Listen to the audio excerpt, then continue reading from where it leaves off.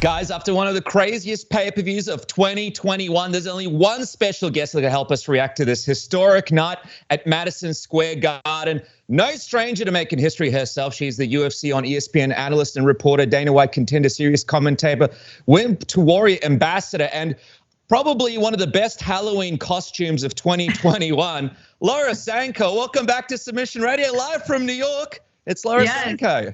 Yes, live from New York, indeed. It is very early in the morning here, but there's no other place I would rather be. I feel like it's been too long since I've been on Submission Radio talking to you guys, so thank you for having me.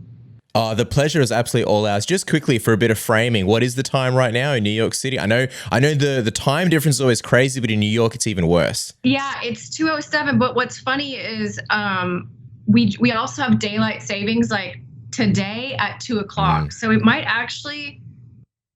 I'm confused. It might actually be 3:07, but it just turned back to 2:07. I think I don't know. Very late.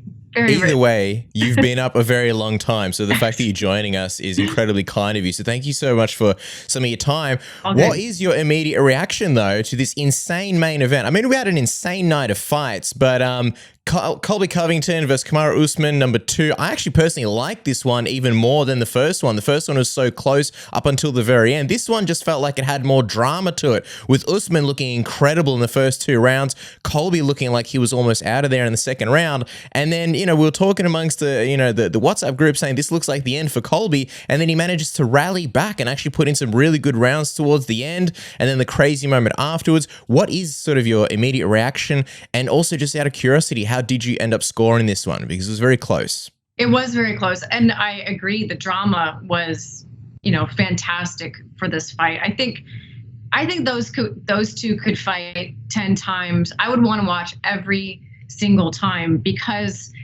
I was anxious to see how different this would be. What different flavor would we have here? And I was excited when I saw Colby shoot that first takedown. I was like, all right, we're finally going to get to see at least a little bit of wrestling between these two. And I mean, just as you say, the way that it played out, and then I believe it was the third round where Colby was getting some good shots in. I would say overall, and it's really funny because you asked me to score the fight. When I'm watching the fight as a reporter and I'm thinking about storylines and sort of overarching questions, I'm not sitting there scoring it. So it's hard for me to go back and go round by round. But I want to say Kamaru clearly 1 and 2, and then clearly 2, obviously. And then I think it was the third round where I might have given that round to Colby, and then he certainly had some moments in the fourth and definitely in the fifth. So hard for me to call those last 2, but he's definitely a guy who, man, you could hate how he presents himself, but you cannot hate how that guy fights. I mean, he is as tough as they come, and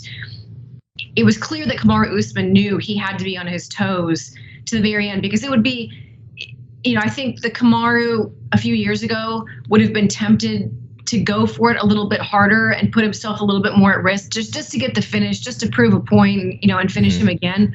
But he maintained that composure and, in my opinion, fought like a champion does. What did you think of the end of the fight where Colby kind of went out of character there for a bit? He went up to Kamaru. It was him, Dan Margulata, and Kamaru Usman. And Big Dan kind of like, all right, boys, you could go kiss another time. Like, Dan, this is the moment that a lot of us have been. You get out of here, Dan. What are you doing here? Get out of here. I know. What did you make of that, though? The respect at the end and the handshake, and Colby Covington with the hands on his hips trying to kind of kayfabe the whole thing and hide it. But obviously Oliver got caught on camera. Yeah. What you said is exactly right. So when I went back and watched it, what was clear was that because Kamaru walked up, kind of chest out, like, oh, we're still talking shit, really? And because that's kind of how Colby was posturing. But then he got close again where he thought the mics couldn't hear. And I don't know if everybody could hear, but I definitely could hear, all love and respect or something to that effect. And I want to say I heard him say something about essentially like, this is just fighting, like I'm hyping the fight or whatever, but nothing but love and respect. And I'll say this, I've interacted with Colby Covington a number of times. You're not going to find, I know people would hate to hear this, but like, you're not going to find a nicer, kinder, easier to deal with individual than Colby Covington. He's a joy to deal with from this side of things on the camera. Do I love his Instagram page? Not really. You know, it's kind of cheesy and hokey and like whatever it is. But you go back to the Colby before he became this character, no one cared. You know, he kind of, we did this to him, right? Like we forced him to create this character, so we got to deal with it. And the fact is that Colby Covington, the human being, is, from my account, a pretty great guy.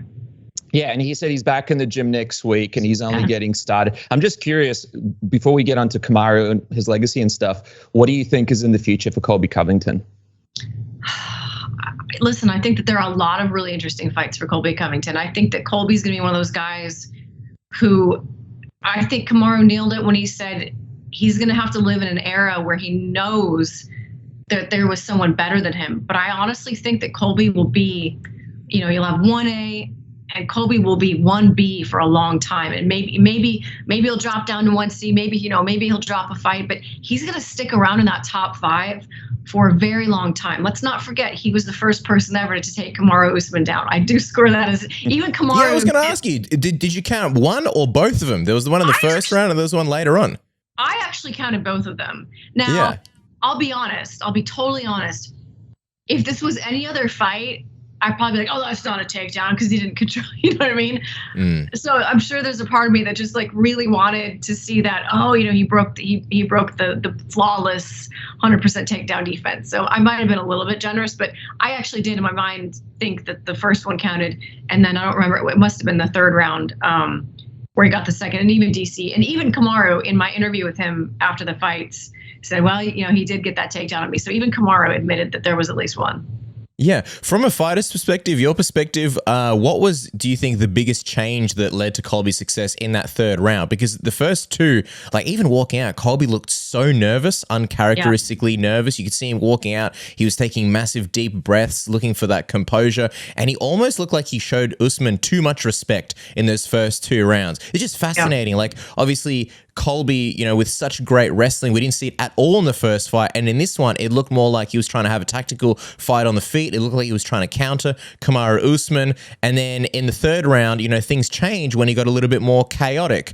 And that was after being dropped and after rallying back. What do you think were the biggest sort of changes that he made there? Yeah, well, there's clearly there is no doubt in my mind that that guy has a fantastic mindset when he's in a fight. To go from being dropped twice, to come back, reset, make whatever adjustments are necessary, and have the type of round he had after that speaks to his training, it speaks to his fight IQ, and it speaks to his heart most of all. But I think what I wanted to see more of him in that fight was what happened in the third, was creating a little bit of that chaos. And unfortunately, with chaos comes risk. And I think there's always going to be a part of Colby that did not want to end up at the end of Kamaru's highlight reel again, right? Mm-hmm. And perhaps in even more devastating fashion, because the last time there were still these narratives to hang on to. No, my jaw wasn't broken, and oh, you were faking the eye poke, and like, oh, they stopped it too fast. Like, there are all these little, he's injecting these narratives where there were, I'm not even going to say excuses, but injecting narratives. I don't think he wanted to have the type of highlight where there could be no narrative. And so as much as he was trying to put himself out there in those other rounds, he just couldn't get past a certain point. I think after being dropped himself, he comes out in the third and just kind of lets it loose. And that's what I wanted to see more from him. The pace that Colby Covington can put on in a fight, I honestly think he can put more of a pace than Kamaru Usman can. And Kamaru Usman has a phenomenal gas tank, but Colby Covington, I mean, his gas tank is unparalleled. And it was in those moments where he was making it dirty, getting in his face, making a little bit more of a phone booth, where he was having a lot of success. But I think that he was also getting caught as well in some of those exchanges. And so, again, that just plays in your mind, like, am I going to end up on this guy's highlight reel?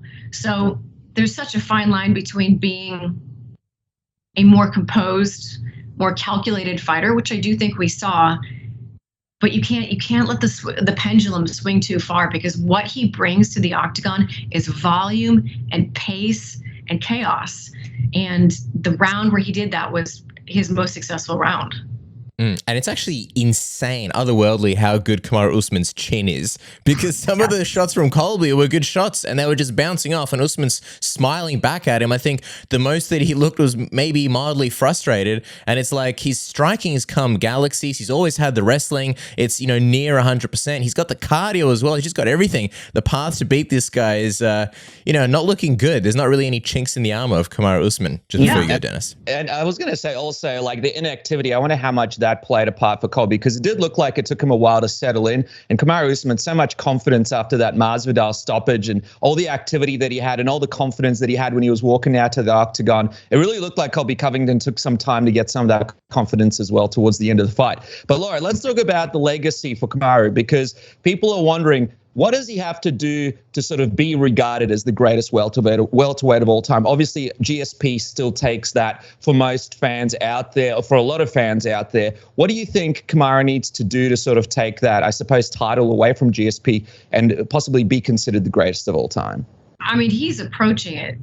He's got to be approaching it. And I was funny because as I was talking to him tonight after the fights, it reminded me of an interview I had with him years ago, which was, do you remember the 30% interview? Oh, yeah. Yeah, that was an interview I did with him. And I was still new in the company and Kamaru was not a big deal yet. And he said the thing, well, that was me at 30%. And what he meant was that he was injured, so he couldn't give everything. But it was like Dana hated that comment. It was a whole thing. And so much time in his career was spent, shaking off that comment and then scraping together respect, you know, every single step of the way. And I asked him tonight, I said, you know, when you and I used to talk, every conversation would start or end with, you know, put some respect on my name. And he hasn't needed to ask for that for a long time now, or at least a handful of fights now. It's gone past that. We all respect him. There's not a single fan, fighter, coach, media member, anybody that does not respect Kamaru Usman. So he, in my mind, he has achieved a particular level of greatness that is very difficult to get to. But in terms of specifically eclipsing GSP, I don't know. I mean, is it simply a number of title defenses? Is it the fashion in which he will win fights? Because honestly, GSP, you know, he had some amazing fights, but a lot of decisions. And if Kamaru continues to obviously got a decision tonight, but if he continues to knock people out more frequently, I think it'll happen faster. But he's in my mind, he's very close. And sometimes that greatness only comes once they're gone, right? Like, I feel like we all knew how great Khabib was when he was here, but it's almost like he became 10% greater when he retired, simply for the fact that we knew we were not going to get to see more. So it might be that we won't fully appreciate Kamaru until he steps away, which I hope is not for a very long time. Yeah, you hit the nail on the head there. I mean, GSP had so many criticisms during his career. Oh, this guy's just going to wrestle and blah, blah, blah. And I think people are nostalgic, and also they remember that great moment over Michael Bisping that really sort of cemented his legacy. But I was going to say, talking about Canelo Alvarez, I don't think that's going to be the way to do it. We know, man, Canelo has absolutely zero interest in these kinds of fights. He only takes fights for his legacy. And I think great rivalries and moments like tonight definitely add to Usman's legacy as it goes on. 100%. And then, like you mentioned, like with Usman and the way he's finishing people and like comparing to GSP's decisions, like you think back to that quote where he's like, Usman was like, I'm a problem. And I feel like in the early stages, he was kind of, he had this style where people were like, oh, it's a tough style to deal with. And now it's like, he really is the Nigerian nightmare, the way he knocked out Holloway Masvidal. Like, he's a guy where if you stand with him, if you wrestle with him, you're kind of screwed either way. When you think about what's next for him, like, you've got obviously Leon Edwards versus Jorge Masvidal. If Leon wins, he has to get that next title shot. Yet another rematch for Kamaru Usman. If Jorge Masvidal wins, what do you think happens then? They're not going to do that fight again. I know Dana kind of said Khamzat Chimaev is like maybe 2 fights away from a title shot at least. He really poured a lot of cold water on, you know, that, hey, let's rush Chimaev straight to the next title shot. But then what do you do? Like, the next guy who, you know, might be able to get it by default would be maybe Vicente Luque, who unfortunately missed weight this past weekend. And then you look at the division and it's like, you know, he's beaten Burns, Stephen Thompson, Chimaev, and Luque are kind of some of the only guys, you know, left over for him to beat as far as fresh contenders. Having said that, there is also Nate Diaz, who is and always has been kind of putting his hand up, who Vicente is also targeting. It's a very weird situation in the division right now. a very weird situation in the division right now. And I mean, I so desperately want it for Leon Edwards, although even that, I mean, they've already fought. Kamaru has already beaten him. Now, it was a very long time ago, so I understand it's definitely a fresh look for both of them. They're both different fighters than they were at that point in their career. But, I mean, that speaks to how much he has run through this division. I am normally not a fan of, like, let's take some guy and just shove him right into a title shot so early into their UFC tenure. But I think Joe Rogan said at the end of the broadcast tonight, if Leon Edwards does not get past Jorge, it's like, you know what? Let's just get reckless. Let's put Chimaev in there, because as much as I love Vicente Luque and I think he's a phenomenal fighter, if I'm being honest, that fight does not like make me, overly excited. But the fight against Chimaev does, and I think there's something to be said for striking while the iron's hot. And I think if Chimaev were to lose, you don't lose any of the star power that you've built in him. It just sort of creates a loop where he can, earn himself right back into another shot a few fights later. So the Nate Diaz fight is interesting. It's weird. It's weird, but this is what happens when you have such an incredible, dominant GSP-like champion. You run out of options. I know he and Israel Adesanya are close. I don't see that fight happening, but you start to kind of look over the fence at other divisions, right? Yeah, it's like, man, stop being friends with Israel, stop being friends with Khabib. All these fights that we would like, Khabib versus Usman, Israel versus Usman, and then it's like you gotta imagine. Like, I know they're saying maybe Chimaev fights again by the end of the year, which that might be UFC 269. But then you kind of think they should probably hold off with that just in case something happens at 269, and then you can go, all right, whatever. Maybe Masvidal won, so we can stick. Maybe we will stick Chimaev in there as the next title guy. And it's fascinating because you got Islam obviously trying to get his next title shot. You think if he becomes champion and gets a few defenses down the line, suddenly people are going to be talking Islam versus Usman as well as a great matchup too. So a lot of stuff going on. But just with that, just quickly before you go, Dennis, I also feel like with Usman, like he kind of sounds like he's expecting to retire sooner than later, maybe than another few years. So it's like almost for Colby, if he sticks it out long enough, maybe he can be champion if he just waits for Usman to retire. And he's got that Masvidal fight as well. Yeah, that's a huge rivalry too. But just speaking of title shots and who goes where and what happens, Laura, I just want to quickly get to Gaethje Chandler. Unbelievable fight.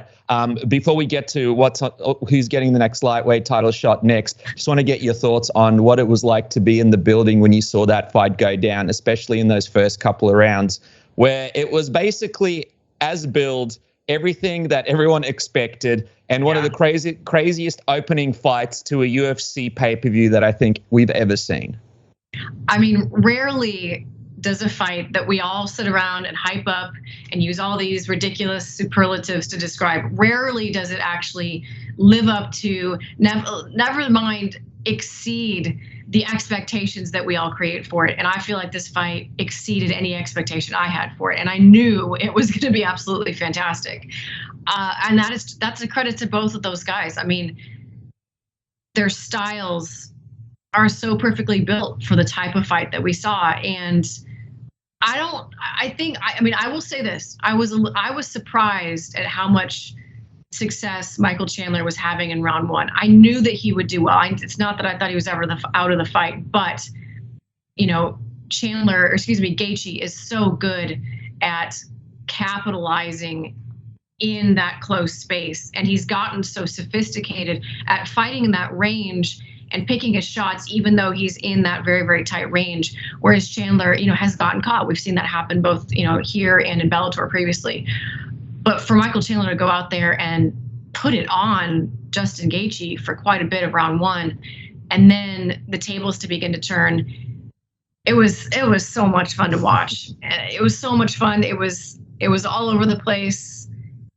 People in the back were literally losing their minds. I mean, is it hard to keep composure in those situations? Because obviously you're there doing your job. And I know as media, me and Casper, when we were in the back, you have to keep your composure. You can't just go nuts. But I imagine that would have been difficult. It's frowned upon to cheer. Very frowned upon. It's unprofessional. Yeah, well, luckily I'm behind a curtain. And so, although I'm sure people can still hear me, but yeah, I was like, oh, shit. Yeah. You can't help. I can't watch that fight quietly. There's no way. You'd have to put a muzzle on me. That's not happening. It's insane. But I think I said it on the weigh-in show. The X factor when you fight Justin Gaethje is always going to be the kicks. Always.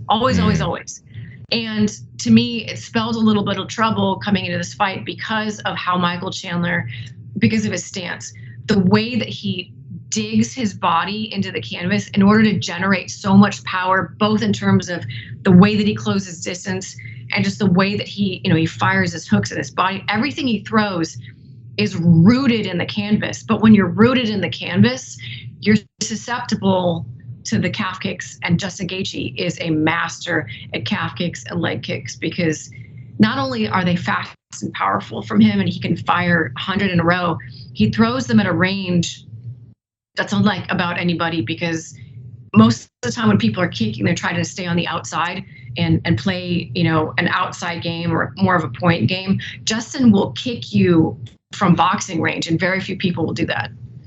100%. I love Michael Chandler, and the thing I love about him most is the way he just owns his losses. There's never any excuses. There's a fantastic video. One of my favorite videos. It's a mixed Molly Whoppery, and it's extreme ownership, and it's about how good is it? I love the story about the old man at the start, and how Michael Chandler's just not, people who learn to live with their limitations and just get by in life, knowing that, look, there's a big flaw that I have, I'm just never going to fix it. Michael Chandler's just not that guy. I love that about him, and I feel like if it was anyone else tonight, he would have won. This was a reminder of just how durable Justin Gaethje is. You kind of think about those wars, and you think, when are they going to catch up? You've seen him get beaten and finished, but tonight wasn't the night. He's still got that durability. Having said that, do you feel like Chandler's kind of in this position where he's in danger of falling to that category of yes, this guy was amazing, he was fantastic, he could have, and maybe he should have been the UFC champion, but he kind of came up short in a lot of these big instances and big opportunities. He had the great debut against Dan Hooker. He was so close to becoming the UFC champion, but he wasn't able to do it. And he was so close tonight again to beating Justin Gaethje, but once again, he just wasn't able to get it done, if you know what I mean. Yeah, I think that for him, styles are going to be really important. And you hit the nail on the head. We were seconds. I mean, you go back and you watch that fight with Oliveira, there's a case to be made that other referees would have stopped that fight, and we would be talking about Michael Chandler as the lightweight champion. That was a real possibility in that first round. Now, I'm glad that didn't happen, but in another parallel universe, that could have existed. So that is how close he is and how small the margin of error is in these divisions. At the top of the UFC lightweight division, that is how small the margin of error is. And for Michael Chandler, I think, I don't know that he's going to be a guy who always falls short, in those big moments, because when you look at tonight, again, so incredibly close. And frankly, I went away from that fight thinking more of Michael Chandler's game than I did going into it. And I think anytime that you can advance your stock in a loss, that it's a win, in obviously not on paper, but it's a win in terms of your career. And I genuinely was impressed by Michael Chandler, because I'll be honest with you, when you look back at his run in Bellator, he just has not fought the same level of competition that a lot of the guys in the top 5, like the Dustin Poiriers of the world, have been fighting for a very long time. He's fought good guys. I'm not saying he's fought, cans or anything like that. It just isn't the same. And so for him to come in and do what he did to Dan Hooker, be this close to beating Charles Oliveira, and then this close again to beating Justin Gaethje, he's going to be up there for a very long time. I think he will have his time to be a champion. It just was, it's not going to be in the next couple of fights, but I think he'll get there. Yeah, his profile is right there. You can't compare it to when he left Bellator, because all the hardcore fans, the Bellator fans, were excited. But now I feel like he's getting to that Tony Ferguson-esque area where you could put him on the card as a co-main with a bunch of guys, and people would just buy that fight because they know he's going to bring it. But let's just quickly talk about what's next and who gets the next title shot. Obviously, Poirier fights Oliveira next month for the title. What's your thoughts on who gets the next title shot? Obviously, Gaethje wants it. Dana was kind of like, yeah, he might get it. Do you think it depends on, do you think Dana's just waiting to see if it's Poirier who wins it or if it's Oliveira? Do you think if Poirier wins it, basically they might go to Islam for that title shot, or do you think Justin should get it anyway? I do, but I mean, I'm with Justin. You know, I'm going to riot with him. I think that I mean, he can't. I would love to. Plus, that was such a fantastic fight. Why would we not want to see that fight again either, right? Like, if you want to see Colby Usman again, I certainly would not mind seeing Gaethje Poirier again. And we've all seen the adjustments that Justin Gaethje has made in his game. He's still just as chaotic, but with a touch of calculation in there, just enough Trevor Whitman, extra sprinkle in there to be even more dangerous than when he faced Dustin Poirier the first time. So I'm with Justin. Now, that's not to say Islam Makhachev is not, breathing down his neck, but for me, it's got to be Justin Gaethje. Yeah, and then it's like if you don't give Islam the next shot, then you wonder, well, who's he going to face next? Maybe like a Beneil Dariush, although it looks like he might be the backup for that fight. So that's another interesting kind of thing in that division.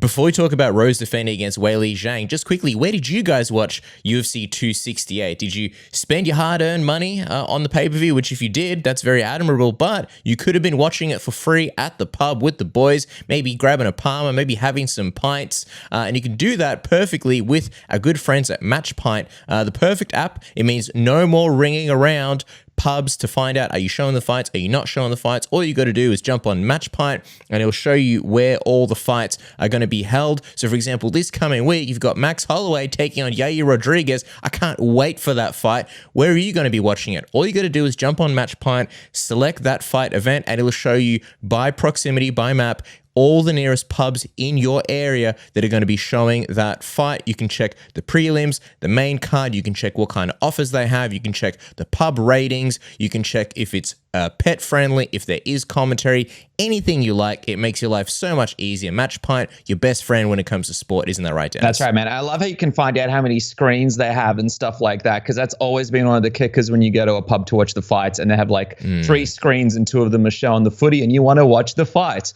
or they're showing a boxing event. So click on the link in the description below. Download the app today. Match Pint is your best mate for sport. But guys, I mean, this card that just happened to me, we're talking with Laura about so many crazy moments, so much money to be made. And that was made by everybody who was betting with MyBookie using the code word submission and signing up to double their first deposit. This coming weekend, like Casper mentioned, Yair Rodriguez versus Max Holloway. Yair plus 380, Max Holloway minus 555. There is some serious money to be made this coming weekend thanks to MyBookie. So if you haven't had a chance yet, jump on right now, sign up and double your first deposit with a code word submission. But anything, anytime, anywhere with our friends at MyBookie, Cass. Yeah, man, if you're feeling frisky for Yair for the upset, he's paying pretty decently. Also, we saw a lot of fantastic fight of the nights. I mean, Colby Covington versus Kamaru Usman, Gaethje versus Chandler, just to name a couple. Quite a lot of blood as well, but you don't want that kind of blood showing on your balls when you're shaving your nuts this coming summer in Australia, as we are approaching summer. And also with the holidays coming around, they actually come early with our good friends at Manscaped. Don't have a fight of the night performance with your razor and your balls. Use the Manscaped Lawnmower 4.0. Yes, we're up to 4.0, the pound for pound greatest tool when it comes to grooming. A bit of a Kamaru Usman, really, if you ask me. You got the LED light. It's waterproof. You've got multiple guards for this upgraded version. So you've got, any kind of lengths and textures. You got the travel lock, and the dock is wireless charging as well, so up to 90 minutes. I actually used it the other day, and I'm like Kramer from Seinfeld. My boys are out there, Jerry. Giddy up. Also, the Performance Package 4.0 comes with the Lawnmower 4.0, the ear and nose hair weed whacker, the ear and nose hair trimmer, also the crop preserver and the crop reviver, the anti-chafing ball deodorant, moisturizer, and toner. Comes with free underwear and the shed travel bag, so you can stick it all together and, chuck it in your luggage and shave anything, anytime, anywhere anywhere. Isn't that right, Dennis? That's right, man. Get that fight of the night bonus with your friends, with your lady friends, with all your friends. And also, it's just such a good beard groomer as well, Cass. I know a lot of people just think of downstairs, but this thing is a lightsaver. You chuck it in that bag that you get for free, by the way, and it's so sturdy. You can take it everywhere with you, and it's just a lifesaver. Always charged for me. I just charge it once, and that thing lasts forever. So make sure to get that today with the code word submission, and you get that free shipping, which, you know, sometimes online shopping, you're buying something for $10 and you're paying $30 shipping on it. Not with Manscaped. Free shipping with the code word submission and 20% off. 100%. With that said, Laura, before we let you go, we obviously got to talk about Rose Namajunas defending against Weili Zhang in an unbelievable fight. Rose showing a lot of composure. She was hurt early in the fight. She rallied back and sort of, you know, reconfigured everything, and then was able to show a big weakness in Weili off her back, even though Weili did great in the wrestling. So that was another fascinating fight. Super, super close. I think a lot of people had that going to Weili Zhang, even though Rose got her hand raised. I don't think it's one where you could really argue or bicker either way, but just out of curiosity, I know you probably didn't score it round by round, but when it was being read out, who were you sort of leaning towards and thinking who won?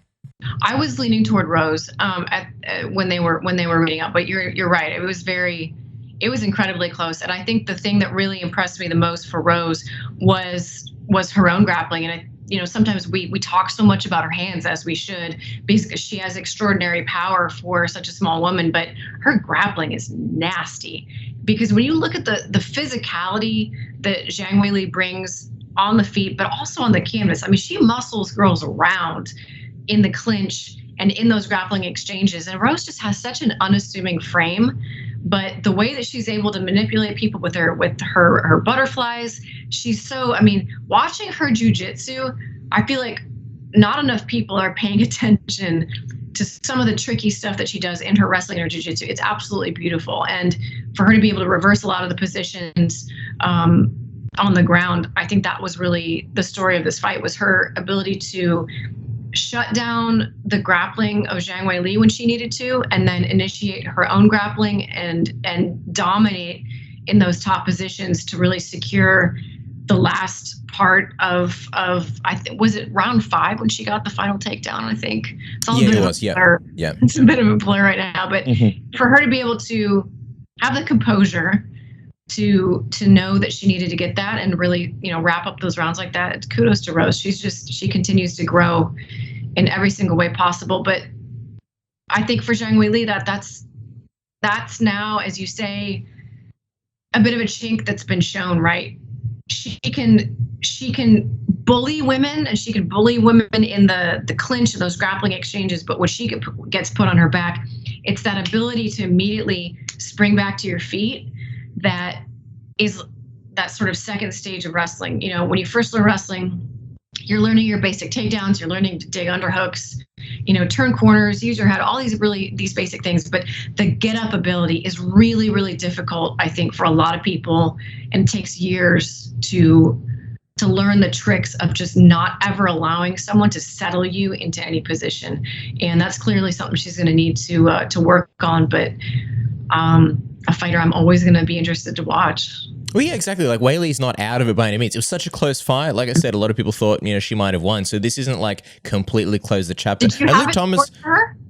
I had you know, it was a fight that I didn't score that great. Sometimes you just get kind of sucked into it, and you're like, oh shit, I haven't scored like the last 2 rounds. So you're like, well, I can't really score anything else. Like, it doesn't really matter at this point. Yeah. I kind of thought I thought Weili had it done enough. Like, even in the 5th round, like, Rose was on top, but I feel like Weili was doing a lot off the bottom. But it was one of those ones, like, I wouldn't argue anybody either way. It was so razor close. Yeah. And it's just like Luke Thomas was mentioning how Rose is in this funny position where she had 3 double fights back to back, where she's fought 6 people twice each. You know, Joanna, Jessica, and now Weili, and each time the second fight was a lot longer. So we're seeing, you know, a lot from Rose and the ability to sort of make adjustments and beat people as they potentially keep getting better. I'd love to see the Carla rematch. It's kind of the one that she needs to run back and sort of, I don't know, complete this metamorphosis of her, you know, from the tough days to where she is now. And then ideally, if the MMA gods love us, maybe we'll have Weili and Joanna too as like an undercard fight. Yes. So that's going to be fun. Yeah. And just speaking of the pay-per-view itself, Laura, so many notable mentions. Ian Gary, UFC debut. Chris Barnett with one of the craziest spinning wheel kick knockouts and punches you've ever seen from a heavyweight. Bobby Green stopping Al, I mean, in the first round after everything that we've seen in his career. Alex Pereira making that crazy flying knee debut, finishing that fight. What about Shane and Billy going to war? Marlon Vera with a front kick KO of Frankie Edgar. Are you kidding me? What was the moment out of those notable mentions that kind of really stood out to you? Because it kind of feels like 5 events in one. And it's like hard to look back on because it feels like that happened yesterday because we keep witnessing these crazy battles back to back. Yeah, I was actually thinking as I was getting back to the hotel and trying to pull my thoughts together, I was having a hard time remembering. I'm like, because I was like, I'm sure they're going to ask me some sort of other notable moment. And I'm like, oh my God, I can't even remember, or I can't even rank. There were so many. And like you said, it almost feels like there were 5 cards in one, but I guess I'd probably have to give it to Ian Gary in terms of a moment overall. I like that he was tested. You know, I think that it shows a certain amount of mental fortitude, and I think it gives us a little something to look forward to. Like, oh, is someone going to be able to get the better of him? But man, can that kid talk? I interviewed him after that fight, and he's something special in every single regard. He is something special. But that was one of the cleanest pull-off right hands I've ever seen. I mean, that kid's boxing is so good. If you've watched him coming up in Cage Warriors, you know he can wrestle. He's got the jiu-jitsu. He is truly the complete package, and he's a joy to talk to. So I'm excited for him. The fact that Chris Barnett can move the way he does and defy all of the science that we were taught in high school about mass and movement and trajectory. Like the stuff he does with his body, whether he's dancing or kicking, shouldn't happen. And it's so much fun to watch him do that. But then Alex Pereira coming out there and living up to expectations, right? We've had these moments, whether it's Gokhan Saki or other kickboxers that transition in or boxers that transition in that have been so dominant in their sport and then come to MMA and kind of go, I don't think we're going to have that here. If he can be built slowly enough that his wrestling can catch up as he learns in the UFC, because his hands are going to take him far enough. Trust me. Yeah, it's interesting. Well, before you go, Cass, I was going to say it's interesting because it's kind of like a lot of these guys are just attractions in their own right. Like you don't even think about the title. I know with a lot of fighters coming up, you go, well, I wonder how long till he's contending and this and that. But like Ian Gary, Chris Barnett, Alex Pereira, even Marlon Vera now. These are guys, Bobby Green. These are just guys that you would just kind of tune in, even if they're not involved in any kind of like main event or title picture. And I kind of think this is exact, like the UFC really booked this card in such a smart way because we got a chance to see all the young people coming up. So I really sort of tip my hat to the UFC because this has got to be, I reckon, the best event of 2021 and one of the most historic nights that they've had in quite some time. Yeah, and just quickly, because I know we're going to let you go in a second, Laura, just Alex Pereira fascinates me because I know that he got held against the cage quite a bit. Like, you remember Israel Adesanya's UFC debut, it wasn't flawless. He got a great finish, but it wasn't flawless. So you can make the comparisons, like if people are saying, by the time, like, this guy could get out-wrestled and stuff, it's like, yeah, Israel grew before our very eyes in the UFC. And the other thing worth mentioning is that Alex Pereira was, 4-1 going to the UFC. Israel Adesanya was, 11-0. So it was literally 3 times the experience when he, took the long route into the UFC. So very curious what happens with Alex as he progresses. Yeah, agree. I can't wait to see what he brings into the octagon. And it's both fortunate and unfortunate that he has 2 wins over Adesanya and including a knockout, because it's literally going to be the question that he is asked every single fight. But as it should be, right? It's intriguing that our champion has not lost at 185, and here comes this guy who's beat him not once but twice. That to me is even more impressive. So yeah, it's a fun storyline that I'm sure we will just beat to death. as he climbs his way up. And I like it because Eugene Behrman from City Kickboxing, the head coach, is kind of like embracing it. He's not kind of pushing it away. He was speaking to us and he's like, we'll see what happens there. But yeah, that could be something cool that Israel really enjoys. I think Israel would really enjoy if he's able to build himself up a chance to beat him on a huge stage in the UFC, because he loves challenges and sort of making history as well. But speaking of history, I mean, it was made tonight in Madison Square Garden. And there was only one person that could react to it with us, and that is Laura Sanko. Guys, make sure to follow her at Laura_Sanko on Twitter and Instagram. She's always doing amazing things, and we appreciate your time. Thank you, guys. What is it, like Friday over there by this point? How many hours have we taken up? I don't know how this daylight savings works. It's back to the future over there. Whatever it is, we appreciate you, and thank you so much for joining us. Thank you. Thank you, guys. I appreciate it. I'll talk to you soon.